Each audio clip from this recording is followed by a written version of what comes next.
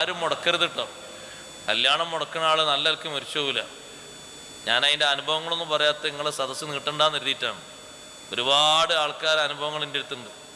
ഒരൊറ്റ കുട്ടിൻ്റെയും കല്യാണം മുടക്കരുത്. കല്യാണം നമ്മൾ മുടക്കിയാൽ നമ്മളൊരു പാഠം അല്ലാഹു തആല ഇവിടുന്ന് പഠിപ്പിക്കും. ളുൽമാണ്.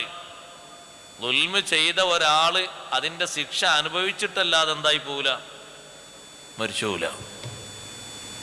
ളുൽമ ഒരാൾ ചെയ്തോ, അത് മനുഷ്യനല്ല, ഒരു ജീവിക്കാണെങ്കിലും കാട്ടുജീവിക്കാണെങ്കിലും നാട്ടുജീവിക്കാണെങ്കിലും ഒരു അന്യായം ചെയ്തോ തക്ക ഫലം കിട്ടിയിട്ടേ മരിച്ചു പോകും. ളുൽമ ചെയ്യാൻ പാടില്ല. ളുൽമാണ് ആ സാധനം, കല്യാണം മുടക്കുക എന്നുള്ളത്. അതിനാരും ആണും പെണ്ണും നിൽക്കരുത്.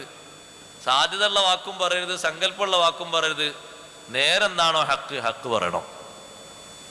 പറയാൻ പറ്റാത്ത ഒരു സംഗതിയിൽ പഴയ കാലത്തുണ്ടായിരുന്നു, ഇപ്പൊ ആള് നന്നായിട്ടുണ്ടെന്ന് ആ പഴയ കഥ പറയരുത്. ഒരാള് നേരത്തെ 10-15 വയസ്സിൽ എന്തോ ഒരു തെറ്റ് ചെയ്തിട്ട് ആള് നന്നായിക്കണ്, അപ്പോൾ 10-25 വയസ്സായിക്കണ്, ഇപ്പൊ അയാൾ കുഴപ്പമൊന്നുമില്ല. പിന്നെ അന്ന് 15 വയസ്സിൽ ഇങ്ങനെ ഒരു പ്രശ്നം നേരത്തെ ഉണ്ടായിരുന്നു, അയാളെ നിങ്ങൾ പോയി നോക്കിയത് അന്വേഷിച്ചതും. ഇപ്പൊ 25. നമ്മളിപ്പത്തെ കാര്യം പറഞ്ഞാൽ മതി. നമ്മളെത്ര മോശമാണ് അല്ലാണ്ട് നമുക്കറിയില്ലേ? അതും കൂടി അല്ലാഹു തആല വെളിവാക്കി ഈ വിഷയത്തിൽ. ആളെത്ര മോശമുണ്ട്, ഉഷാറുണ്ട് എന്ന്.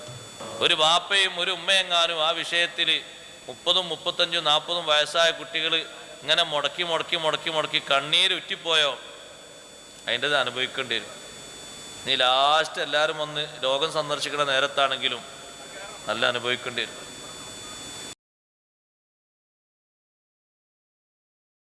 ഒരു കാരണമില്ലാതെയാണ് സയ്യിദ് ഇബ്നു ജുബൈർ റളിയല്ലാഹു അൻഹുവിനെ കൊന്നത്. മരിക്കുന്നതിന് മുമ്പ് രാജാവിനെ സന്ദർശിക്കാൻ വരുന്ന ആൾക്കാരോടൊക്കെ മൂപ്പര് പറഞ്ഞ വാക്കെന്താണെന്നറിയോ? അസാബത്തിനി ദഅവത്തു സഈദ്. സയ്യിദ് ഇബ്നു ജുബൈറിന്റെ ദുആ എനിക്ക് പറ്റിപ്പോയി. വല്ലാതെ വേദന, അസഖ്യമായ വേദന. എൻ്റെ ശരീരം തുണ്ടം തുണ്ടാക്കി ആരെങ്കിലും മുറിച്ചെന്നെങ്കിൽ വേദന കൊണ്ട് സഹിക്കാൻ പറ്റുന്നില്ല. എനിക്ക് എവിടേക്ക് നോക്കിയാലും സയ്യിദ് ഇബ്നു ജുബൈർ എന്നെ ഭീഷണിപ്പെടുത്തുന്നുണ്ടോ എന്ന് എനിക്കിങ്ങനെ തോന്നിപ്പോകുന്നുണ്ട്. ഞാൻ കുടുങ്ങിയിട്ടുണ്ട്.